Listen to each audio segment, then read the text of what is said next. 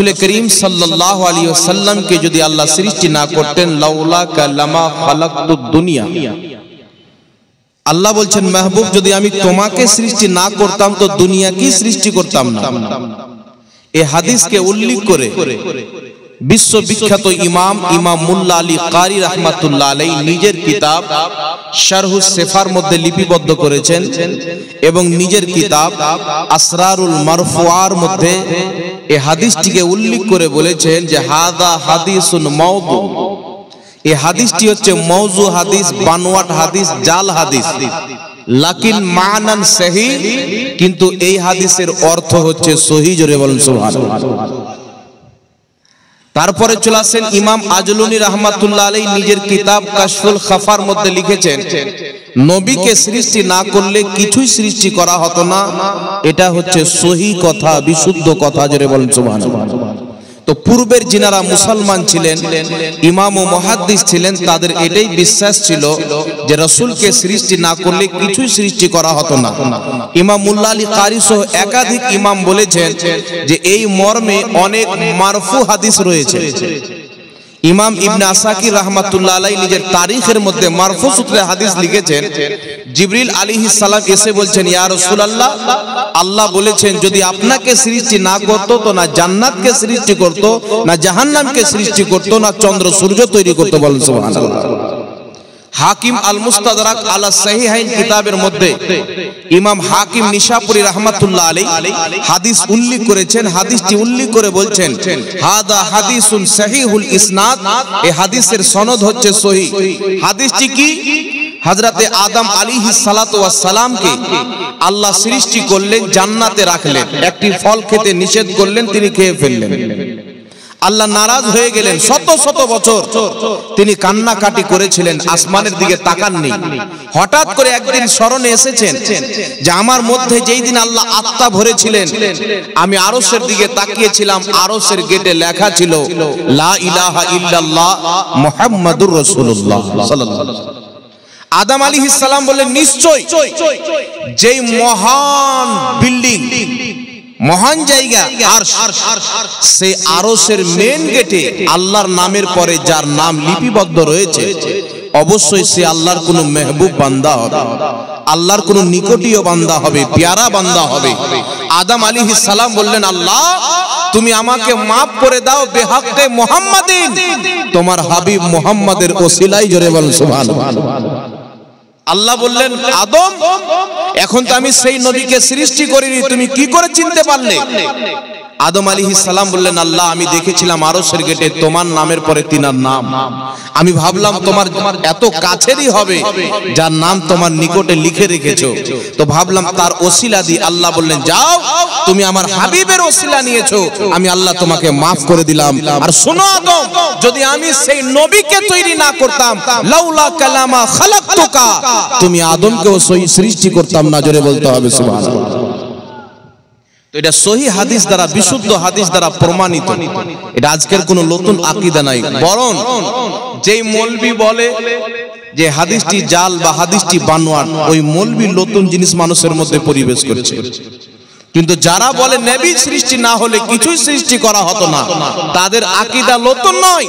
ইমাম মুল্লা আলী কারির আকীদা, ইমাম সানাআনির আকীদা, ইমাম হাকিম নিশাপুরীর আকীদা, ইমাম কাস্তালানির আকীদা, ইমাম আজলুনির আকীদা, সমস্ত সালাফের আকীদাকে বরেলির সরতাজ ইমাম আহলে সুন্নাত আলা হযরত বয়ান করেছেন। ও जो ना थे तो कुछ ना था, वो जो ना हो तो कुछ ना हो, जान है वो जहान की, जान है तो जहान है।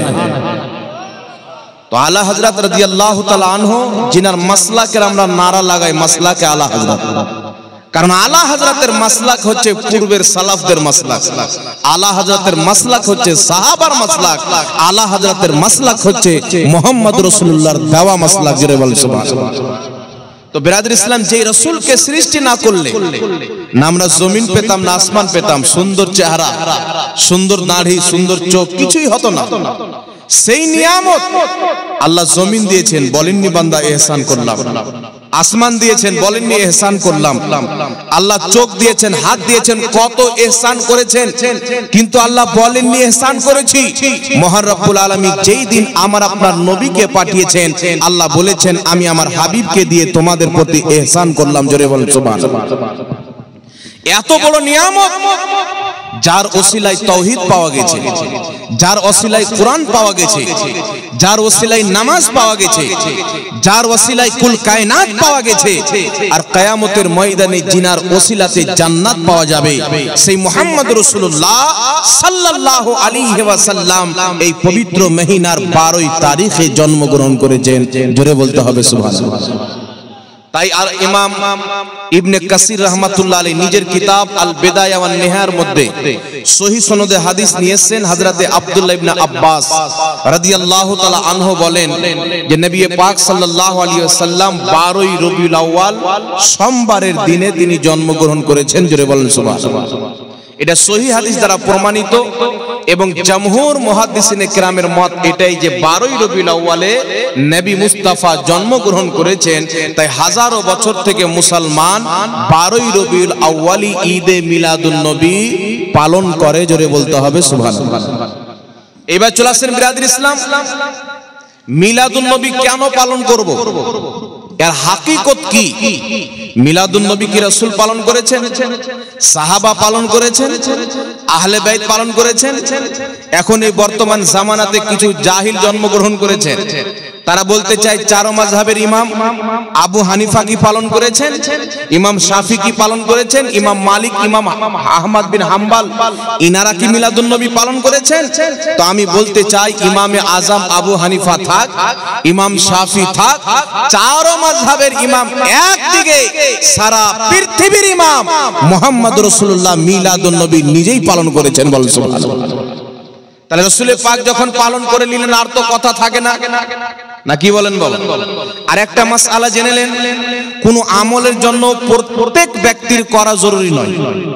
যে কোনো একজন সাহাবী হোক, মুহাম্মদ রাসূলুল্লাহ সাল্লাল্লাহু আলাইহি ওয়াসাল্লাম যদি একবার করে নাই, তারপরে যে কোনো একজন সাহাবী করেছেন, রাসূল পাকও করেননি, তবু ওই আমল উম্মতের জন্য চিরকাল করা বৈধ, বরং সওয়াব হয়ে যায়। জোরে বলেন সুবহানাল্লাহ।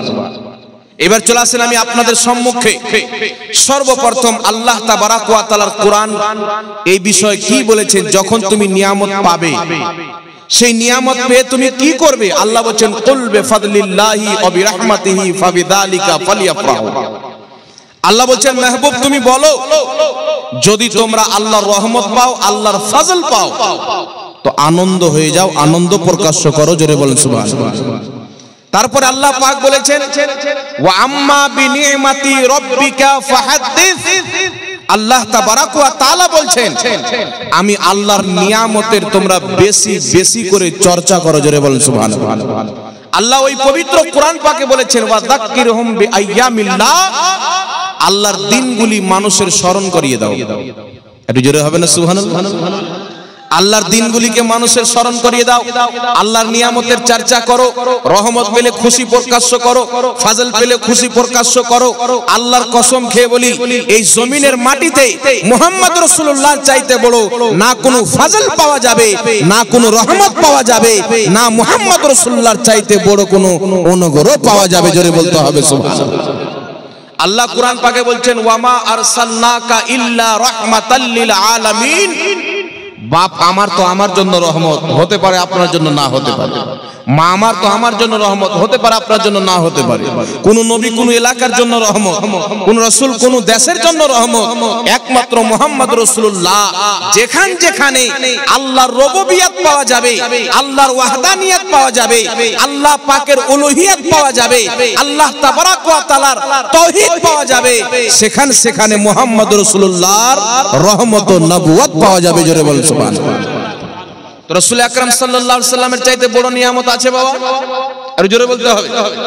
আমি যে আয়াতে কারিমা পাঠ করেছি কুল বিফাদলিল্লাহি ওয়া বিরাহমাতিহি ফাবিযালিকা ফালিয়াফরাহু, উক্ত আয়াতের তাফসিরে হযরতে ইমাম জালালউদ্দিন সিউতি রাহমাতুল্লাহ আলাইহি তাফসিরে দুররে মানসুরের মধ্যে লিখেছেন, এখানে যে আল্লাহর রহমতের কথা বলেছেন, এই রহমতের অর্থ হচ্ছে ওয়ামা আরসালনাকা ইল্লা রাহমাতাল লিল আলামিন, আমার আপনার নবী যিনি কুল কায়নাতের রহমত। জোরে বলুন সুবহানাল্লাহ।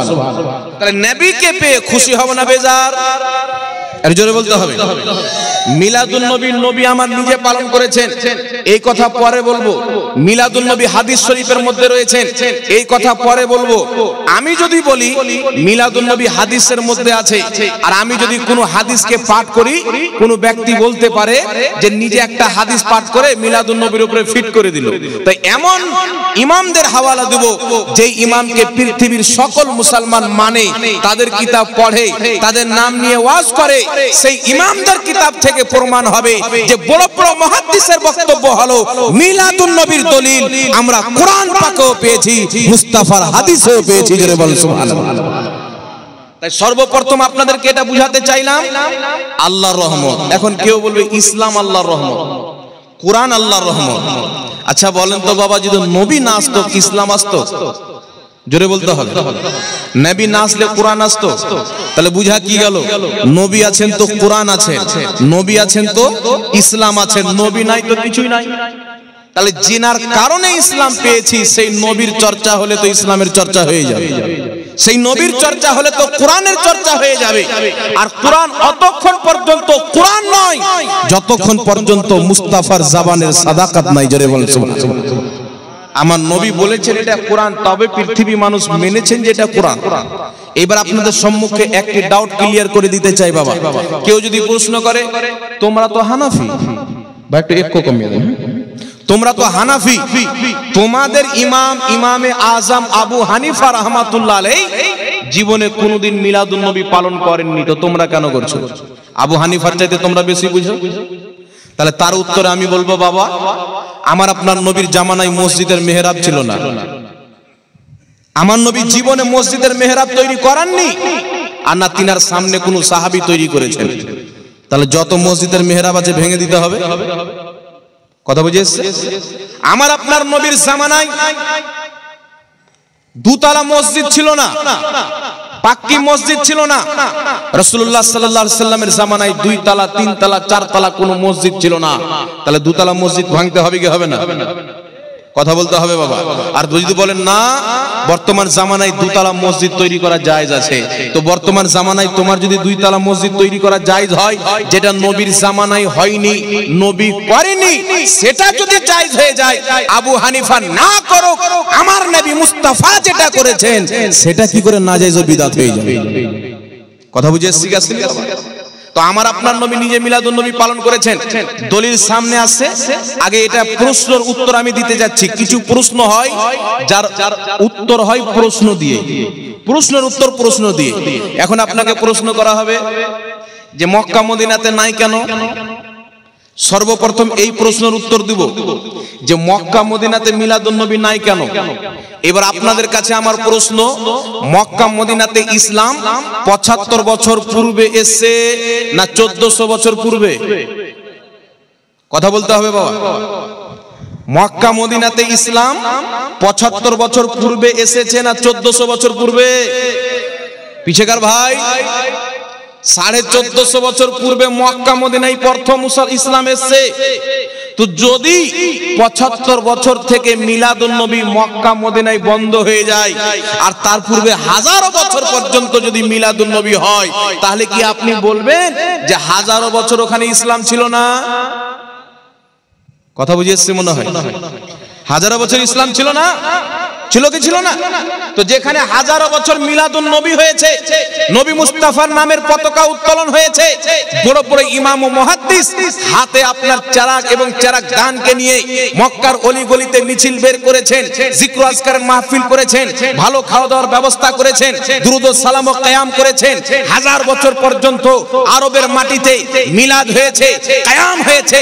বড় বড় মুহাদ্দিস এক্ষুনি আপনাদের সম্মুখে দলিল দেওয়া হবে, বন্ধ করা আজ থেকে 75 বছর হলো আমরা এই 75 বছরের ইহুদির মতদর্শ সরকারকে মানি না, আমরা হাজার বছরের মুহাম্মদ রাসূলুল্লাহর উদ্দেশ্যী সরকারকে মানি। জোরে বল সুবহানাল্লাহ। যখন মক্কা চালানে वाला, মদিনার কন্ট্রোল করনে वाला নবী মুস্তাফার আশিক ছিল, মুস্তাফার গোলাম ছিল, আমরা তিনাদের ওই জামানাটাকে মানি।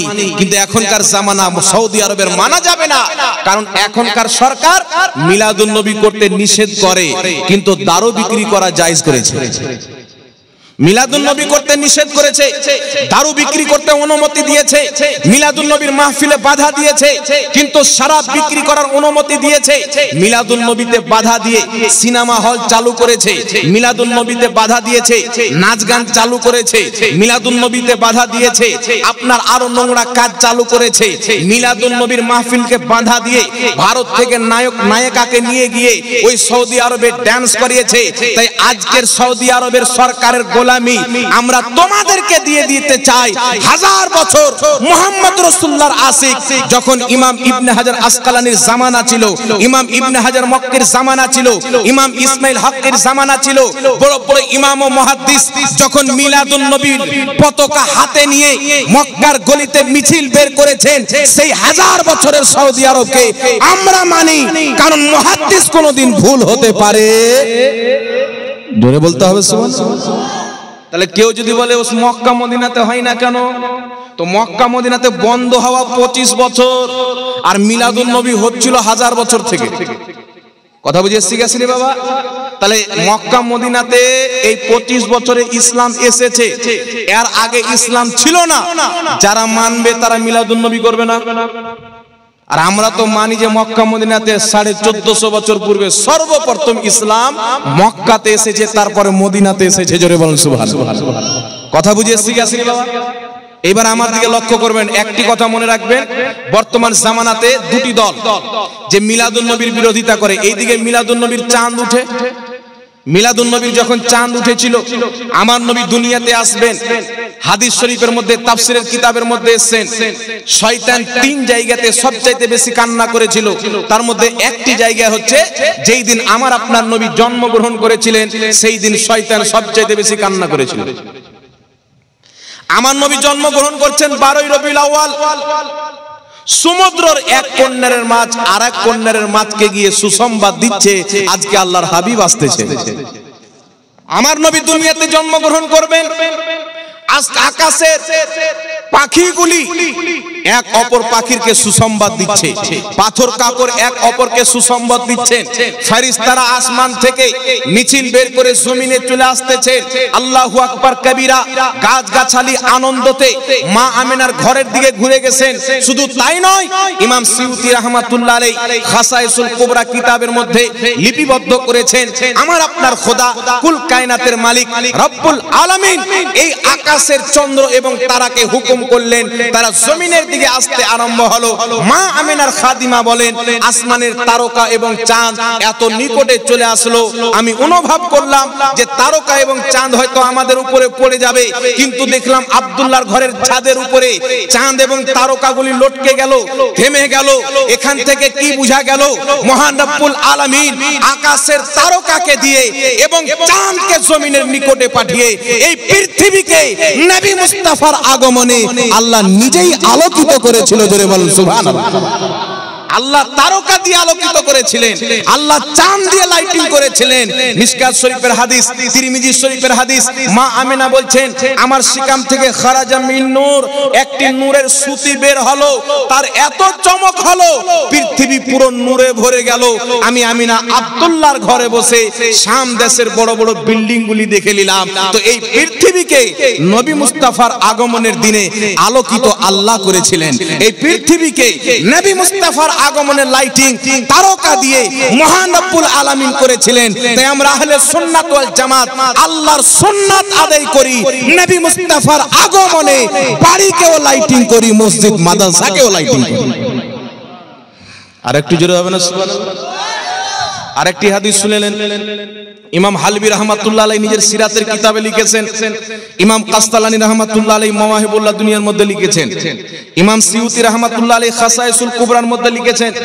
কি লিখেছেন? আল্লাহ পাকের হুকুমে ফেরেশতারা তিনটি পতাকা নিয়ে এসেছিলেন, একটি কাবা ঘরে, একটি পূর্ব দিকে, একটি পশ্চিম দিকে, তিনটি পতাকা লাগিয়েছিলেন। কিসের পতাকা?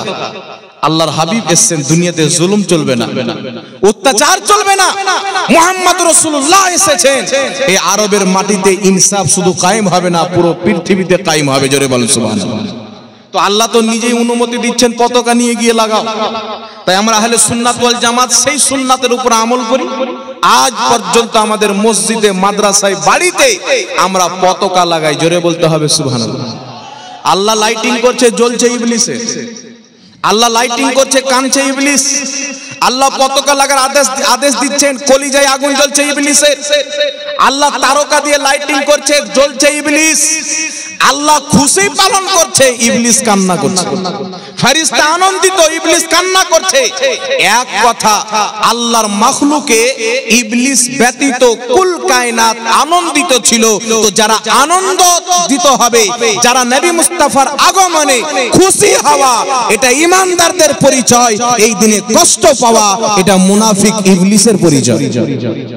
তো আমরা কার পরিচয় দিব বাবা? এটা জোরে বলতে হবে। আমরা ঈমানদারের না পরিচয় দেব?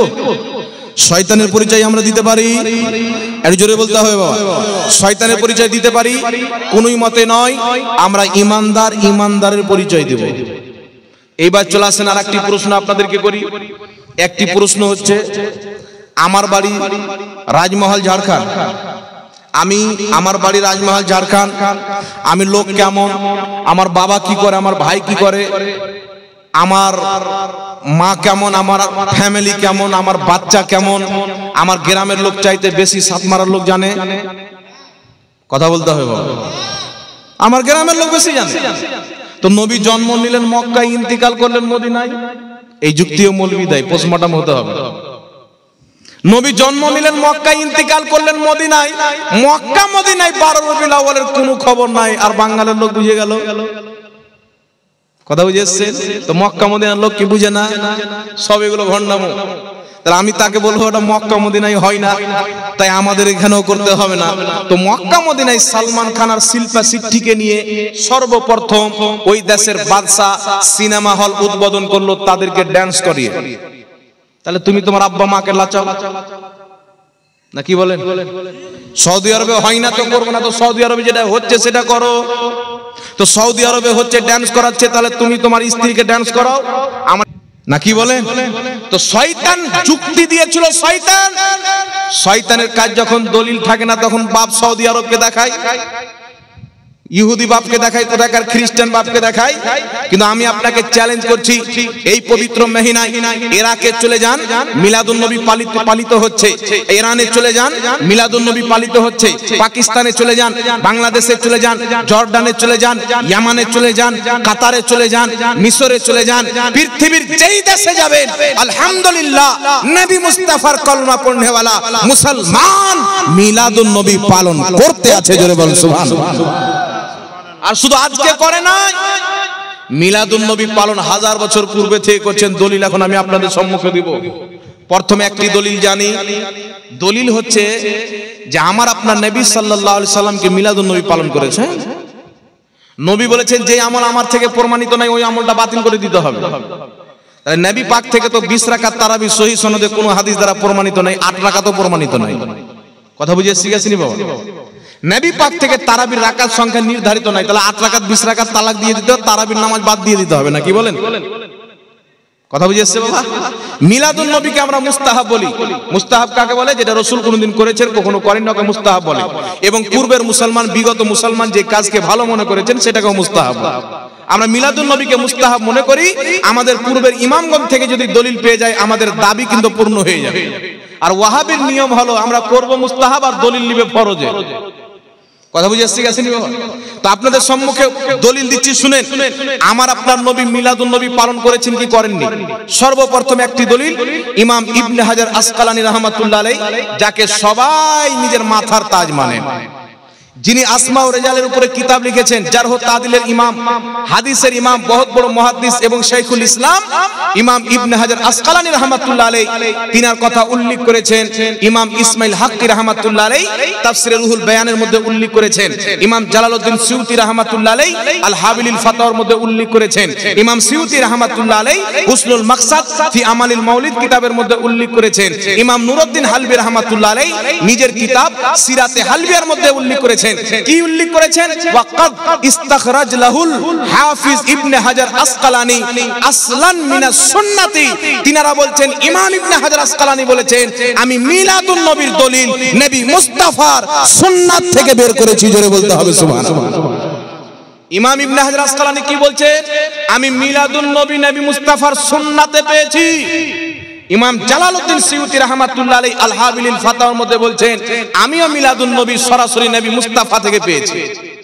কি পেয়েছেন? সেই কিতাব আল হাবিলিল ফাতাওয়ার মধ্যে হাদিস লিখছেন, যে হাদিসকে ইমাম বাইহাকি নিজের কিতাবের মধ্যে লিখেছেন। হাদিস কি? সাহাবী রাসূল বলেন, রাসূল আকরাম নূরে মুজাসসাম সাল্লাল্লাহু তাআলা আলাইহি ওয়া আলিহি ওয়াসাল্লাম 40 বছর পর বয়সান নবুয়াত, নিজের নবুয়াতকে প্রকাশ্য করলেন। 40 বছর পর কি করলেন?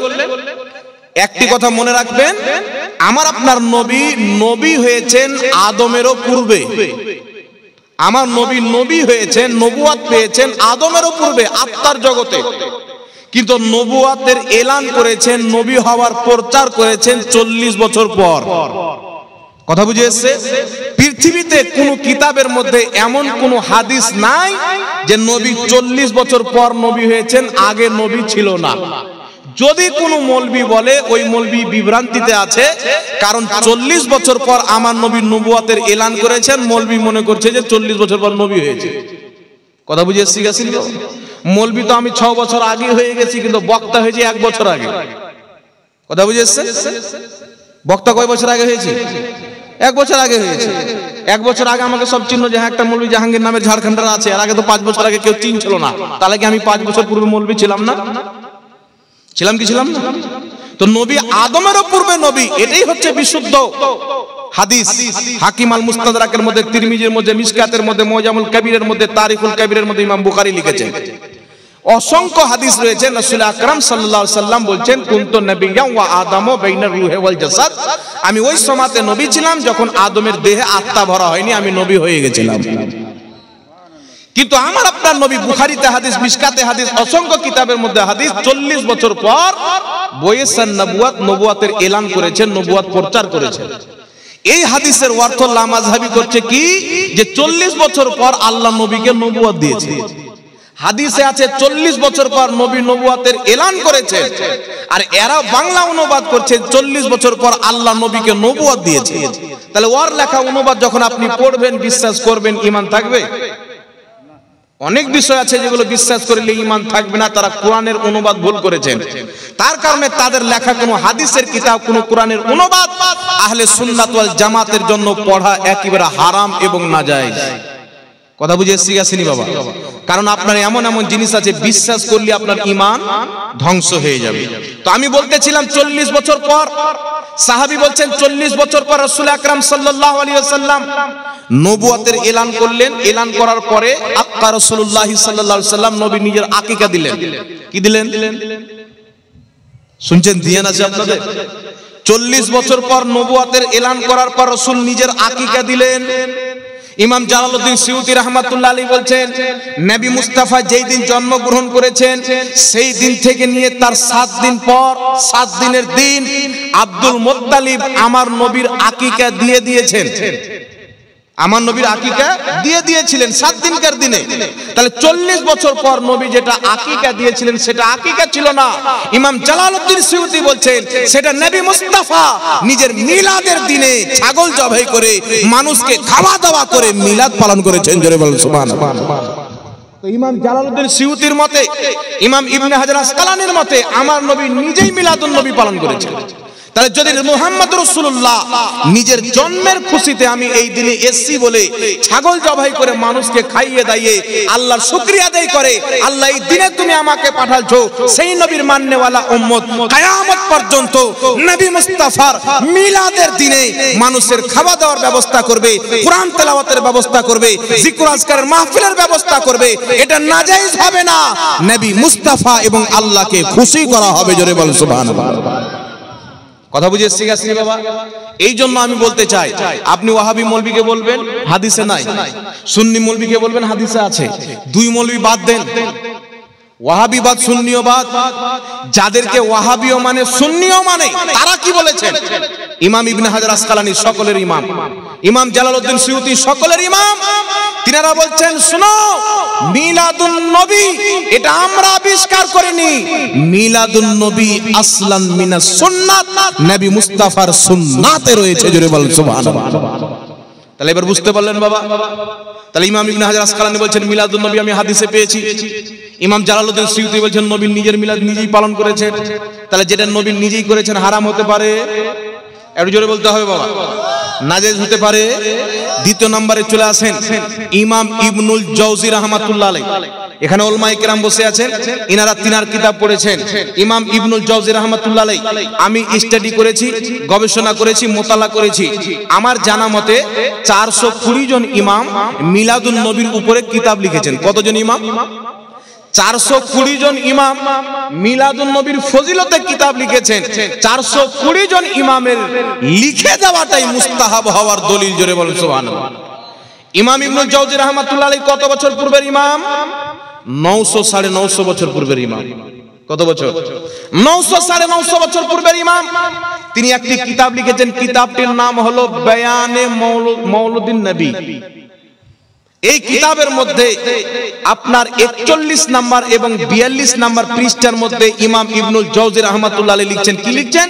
লিখছেন যুগ যুগ থেকে মুসলমান মক্কাতে, মদিনাতে, পূর্ব পশ্চিম পুরো বিশ্বতে যুগ যুগ থেকে মুসলমান 12ই রবিউল আউয়ালের যখন চাঁদ বেরিয়ে আসে, তারা নবী মুস্তাফার আগমনের খুশিতে বড় বড় মাহফিল করে, কোরআন তেলাওয়াত করে, জিকির ও আজকার করে, ওয়াজ ও নসিহত করে, মানুষের খাওয়া দাওয়ার ব্যবস্থা করে, জুলুস ও মাহফিল করে। তারা নেক কাজের মাধ্যমে এই মহিনাটাতে আনন্দ প্রকাশ করে আল্লাহর শুকরিয়া আদায় করে। জোরে বলেন সুবহানাল্লাহ। তাহলে 950 বছর পূর্বের ইমাম বলছে যে যুগ যুগ থেকে মুসলমান, এর মানে তিনার পূর্ব এই কাজটা হচ্ছিল। কথা বুঝে এসছি বাবা? তারপরে ইমাম দাহিয়া রাহমাতুল্লাহ আলাইহি 900 বছর পূর্বের ইমাম মিলাদুন নবীর উপরে কিতাব লিখেছেন। বিশ্ববিখ্যাত ইমাম ইমাম কাস্তালানী রাহমাতুল্লাহ আলাইহি নিজের কিতাব মাওয়াহিবুল্লাহ দুনিয়ার মধ্যে লিখেছেন। কত বড় ইমাম! ইনাকে বলা হয় শারহে বুখারী। ইনি বুখারী শরীফের শারা লিখেছেন। নিজের কিতাব মাওয়াহিবুল্লাহ দুনিয়ার মধ্যে কি লিখছেন? মাওয়াহিবুল্লাহ দুনিয়ার মধ্যে লিখছেন তাদের উপরে আল্লাহর রহমত, আল্লাহর বরকত, যারা নবী মুস্তাফার জন্মের দিনকে ঈদ হিসেবে গ্রহণ করেছেন। জোরে বলেন সুবহানাল্লাহ। এখন কিছু গাঁজাখোর লোক বেরিয়েছে, বলছে বকরি ঈদের 2 রাকাত নামাজ, রোজার ঈদের 2 রাকাত নামাজ, মিলাদুন নবীর রোজা নামাজ কই? আপনি কোরআন উঠান, এই পবিত্র কোরআনে আল্লাহর নবী দোয়া করছেন, আল্লাহ তুমি আসমান থেকে আমাদের জন্য খাবার পাঠাও যেন আমাদের জন্য ঈদ হয়ে যায়। তাহলে ওই ঈদের নামাজ কই বেটা? কথা বুঝেছেন? আল্লাহর নবী দোয়া করছেন যেই দিন খাবার পাঠাবে আল্লাহ, সেই দিনকে বলছে ঈদ। তাহলে ওই ঈদের দোয়া কই? কথা বুঝেছেন? ওই ঈদের নামাজ কই? ওই ঈদের নামাজ কেন নাই? ঈদ মানে নামাজ হতে হবে, এটা মূর্খ জাহিলদের তরিকা, এটা ইসলামের তরিকা নয়। সমস্ত জ্ঞানী ব্যক্তিরা জানে, যারা ঈদের ব্যাখ্যা করেছেন, ডিকশনারি কিতাবে ঈদের ব্যাখ্যা যখন দেখবেন ঈদ শব্দের তাতে লেখা আছে ঈদ তাকে বলা হয় যেই দিনটা প্রত্যেক বছর ফিরে আসে। ঈদ সেই দিনকে বলা হয় যেই দিন কোনো নিয়ামত, কোনো অনুগ্রহ আল্লাহ তাআলার পাওয়া যায়, আর সেই দিন মানুষ খুশি হয়, ওটাকে ঈদের দিন বলে। বলেন সুবহানাল্লাহ। আর নবীর চাইতে বড় নিয়ামত কি আছে বাবা? কথা বুঝে এসছে? এখন একটি হাদিস দলিল দিবে মুসান্নাফে আব্দুর রাজ্জাক। রাসূল পাক বলছেন লা তাত্তাখিযু ইয়াওমান ঈদা, তোমরা কোনো দিনকে ঈদ বানায়ো না। লা তাত্তাখিযু শাহরান ঈদা, তোমরা কোনো মহিনাকেও ঈদ বানায়ো না। সফর একটি মহিনা, এই সফরের মহিনাকে ইহুদি খ্রিস্টানরা পুরো মহিনা ঈদ হিসাবে উদযাপিত করত। তাই রাসূল পাক এই ইহুদিদের ব্যাপারে বলেছে তোমরা কোনো দিনকে, কোনো মহিনাকে ঈদ বানায়ো না। ওই ইহুদিদের প্রতি হাদিসকে ফিট করে মুমিনদের প্রতি। কথা বুঝে আসছে? আর বুখারী শরীফের মধ্যে হাদিস, সাহাবী রাসূল বলেন খারজিদের চরিত্র হলো যেইগুলো আয়াত, যেইগুলো হাদিস নাজিল হয়েছে, অবতীর্ণ হয়েছে বা বলা হয়েছে আপনার অমুসলিমদের জন্য, মুশরিকদের জন্য, কাফিরদের জন্য, খারজিরা ওই আয়াত ওই হাদিসগুলি ফিট করবে মুমিনদের উপরে, আউলিয়া আম্বিয়ার উপরে ফিট করবে। এই চরিত্র লামাযহাবীদের মধ্যে আছে। কিন্তু বিরাদর ইসলাম এতে কোনোদিন মিলাদুন নবীকে অস্বীকার করা হয়নি। এর উত্তর কে দিয়েছেন? এর উত্তর বড় বড় ইমামরা নিজের কিতাবের মধ্যে দিয়েছেন। যেমন ইমাম জাওজি, আরো অসংখ্য ইমাম ব্যাখ্যা নিজের কিতাবের মধ্যে করে দিয়েছেন। যেই ঈদ দিনকে ঈদ বানাতে নবী নিষেধ করেছেন, মহিনাকে ঈদ বানাতে নিষেধ করেছেন, সেই মহিনাটা নবীর জন্মের দিনকে নয়, সেটা হচ্ছে ইহুদি খ্রিস্টানদের সফর মাসের ব্যাপারে রাসূল করিম সাল্লাল্লাহু আলাইহি সাল্লাম বলেছেন, নচেত নবী মুস্তাফা যেই দিন এসেছেন সেই দিন শুধু ঈদ নয়, ঈদের চাইতেও আলা ঈদ। জোরে বলেন সুবহানাল্লাহ। তার কারণে ইমামুল ফুকাহা, হানাফি মাযহাবের বিখ্যাত ইমাম ইমামুল ফুকাহা রাহমাতুল্লাহ আলাইহি নিজের কিতাব ইমামুল ফুকাহা, ইমাম ইবনে আবিদিন শামী রাহমাতুল্লাহ আলাইহি নিজের কিতাব ফাতাওয়া শামীর মধ্যে লিখতেছেন, আন্না আফদালাল লায়ালি লাইলাতু মাউলিদিহি, তিনি বলছেন নিশ্চয় যত ফজিলতপূর্ণ রাত্রি রয়েছে এই সমস্ত ফজিলতপূর্ণ রাত্রির উপরে ভারী নবী মুস্তাফার মিলাদের রাত্রি। একটু জোরে বলতে হবে সুবহানাল্লাহ। কথা বুঝতে পারছেন আপনারা বাবা? ইমাম ইবনে আবিদিন শামী বলছেন যত ফজিলতপূর্ণ রাত্রি রয়েছে এই সমস্ত ফজিলতপূর্ণ রাত্রির উপরে ভারী হচ্ছে নবী মুস্তাফার মিলাদের রাত্রি। ইমাম জুলকারী রাহমাতুল্লাহ আলাইহি শারা মাওয়াহিবুল্লাহ দুনিয়ার মধ্যে একই কথা লিখেছেন। তিনি বলছেন এই রাত্রি লাইলাতুল কদর চাইতেও ভারী, শাবে কদর চাইতেও ভারী, শাবে মিরাজ চাইতেও ভারী। কারণ এই রাত্রিতে মুহাম্মদ রাসূলুল্লাহ এসেছেন।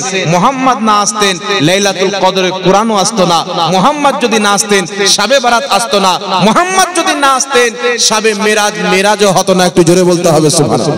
তাই মিরাজের রাত্রির উপরে, লাইলাতুল কদরের উপরে নবী মুস্তাফা যেই রাত্রিতে জন্মগ্রহণ করেছেন সেই রাত্রির সমস্ত রাত্রির উপরে ভারী। একটু জোরে বলতে হবে সুবহানাল্লাহ। আরেকটি হাদিস আপনাদেরকে শুনিয়ে দিই। রাসূল করিম সাল্লাল্লাহু আলাইহি সাল্লাম বলছেন, ইবনে মাজাহ শরীফের মধ্যে হাদিস, আরো অনেক কিতাবের মধ্যে রয়েছে, আমার আপনার নবী বলছেন, কি বলছেন? রাসূল পাক বলছেন যে এই জুমার দিন হচ্ছে সাইয়্যিদুল আইয়াম, সমস্ত দিনের সরদার। কেন সরদার? বলছেন ফিহি উলিদা আদম, এই দিনে আল্লাহ তাবারাক ওয়া তাআলা আদমকে সৃষ্টি করেছেন। জোরে বলতে হবে সুবহানাল্লাহ। আদমকে সৃষ্টি করার কারণে শুক্রবারের দিন সমস্ত দিনের সরদার। আর শুক্রবার হচ্ছে কি? আল জুমআতু ঈদুল লিল মুমিনিন, মুসলমানদের জন্য ঈদ। একটু জোরে হবে না সুবহানাল্লাহ? তো কোন মৌলবি যদি বলে যে বছরে শুধু দুটো ঈদ, হে মৌলবির তলা নাই গলা আছে। কথা বুঝে এসছে বাবা? প্রত্যেক শুক্রবার ঈদ, আরফার দিনও ঈদ, আর শুধু তাই নয় কুরবানির দিনও ঈদ, তারপরের দিনও ঈদ, তারপরের দিনও ঈদ। জোরে বলেন সুবহানাল্লাহ।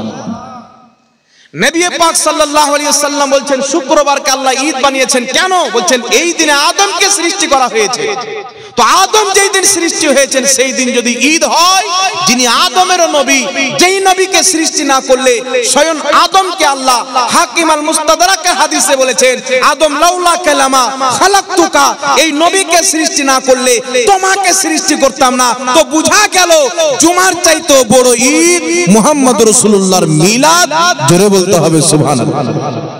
তার কারণে ইমাম জাওজি রাহমাতুল্লাহ আলাইহি বায়ান ও মাউলিদিন নবী কিতাবের মধ্যে লিখছেন মিলাদুন নবী পালন করা জায়েজ। ইমাম কাসতালানী শারহে বুখারী রাহমাতুল্লাহ আলাইহি মাওয়াহিবুল্লাহ দুনিয়ার মধ্যে লিখতেছেন মিলাদুন নবী পালন করা জায়েজ।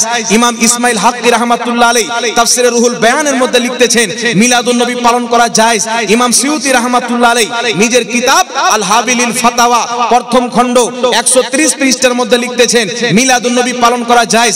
জগৎ বিখ্যাত ইমাম জালালউদ্দিন সিউতি রাহমাতুল্লাহ আলাইহি নিজের আরেকটি কিতাব হুসনুল মাকসাদ ফি আমালিল মাউলিদ কিতাবের মধ্যে লিখতেছেন মিলাদুন নবী পালন করা জায়েজ। আরো জগৎ বিখ্যাত কিতাবগণ ইমাম মুল্লা আলী কারি রাহমাতুল্লাহ আলাইহি মাওয়াদিউর রাবি কিতাবের মধ্যে লিখতেছেন মিলাদুন নবী পালন করা জায়েজ।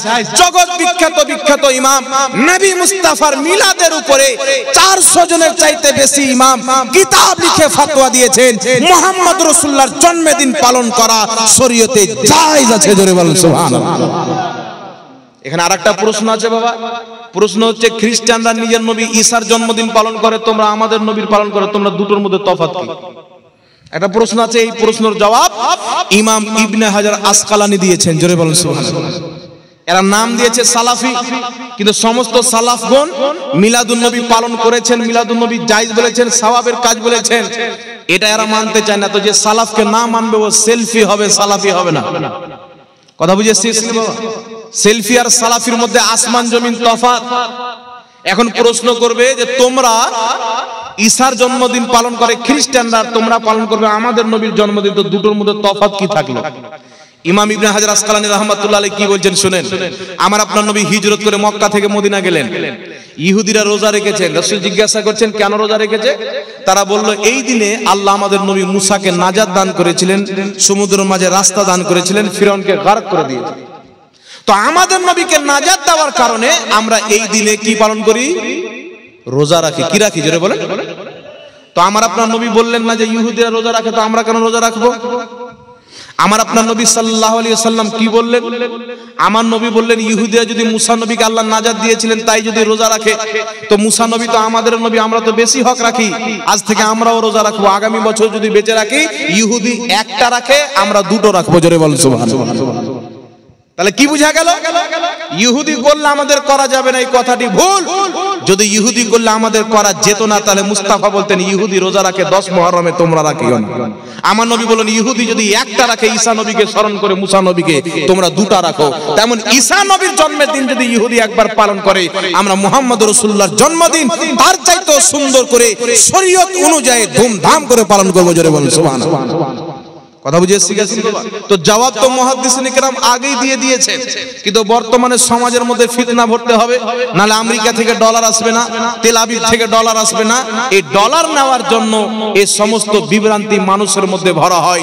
নচেত আল্লাহর কসম খেয়ে বলি, মিলাদুন নবী পালন করা জায়েজ। এটা এমন পরিষ্কার মসলা যেমন দিনের বেলা সূর্য, রাত্রি বেলা চাঁদ। কথা বুঝেছি?